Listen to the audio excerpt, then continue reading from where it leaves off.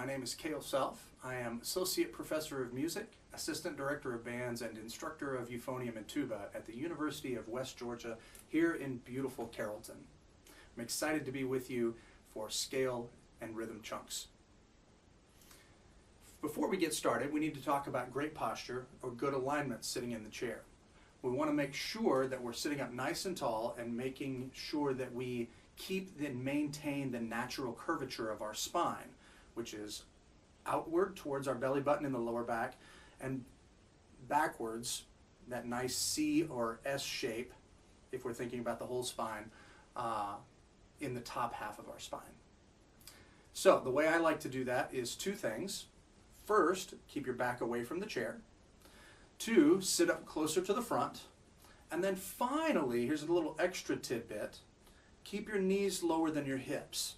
That will really pull the lower spine forward in the position it needs to be so that your ribs are nice and open and can expand and contract as you are playing and breathing.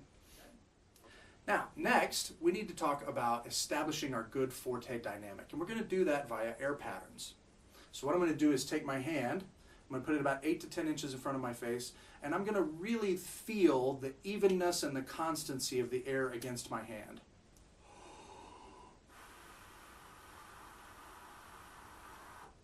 That's a good forte dynamic.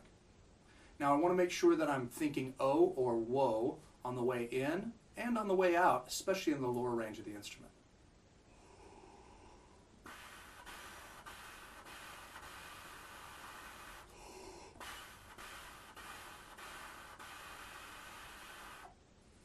Okay?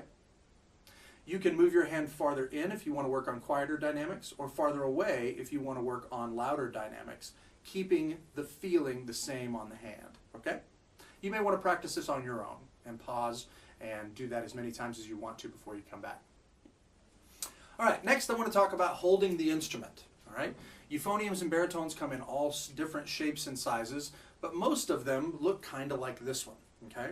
If you're playing a valve front baritone or euphonium, then you'll need to think more like a tuba player because it kind of goes over on the left side of your body instead of your right side. For the standard type valve top euphonium, you want to put your left hand on the third valve slide and the outside curvature here of the bow, and then right hand on top of the valves, and we want to make sure that we keep our right hand curved like a piano player would. Okay, we don't want to have straight fingers, we don't want to have nubby fingers, we want to be nice and curved so they have great technique. If you're playing a euphonium that has the fourth valve on the side, like mine does, then you want to make sure that your hand is in good position to where your index finger hits this. If you're playing a euphonium that has the four valves up top, you can either play the fourth one with your pinky, or what I would suggest is taking your index finger of your left hand up and playing it here. Both are correct. Great. If you're nice and tall, especially in the upper body, you're going to have to lift the horn up off of your legs. So you want to make sure that you bring the instrument to you, not yourself to the instrument. Okay? Now, for scale chunk number 1, we're going to start on a nice open B flat at a forte dynamic.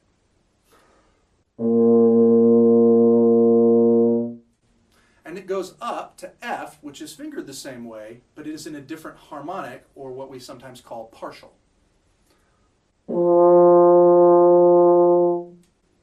So before you attempt scale check number 1, make sure you've got great alignment and posture in the chair, you take a good O breath in, and that you play with a nice constant forte dynamic. Here's scale chunk number 1.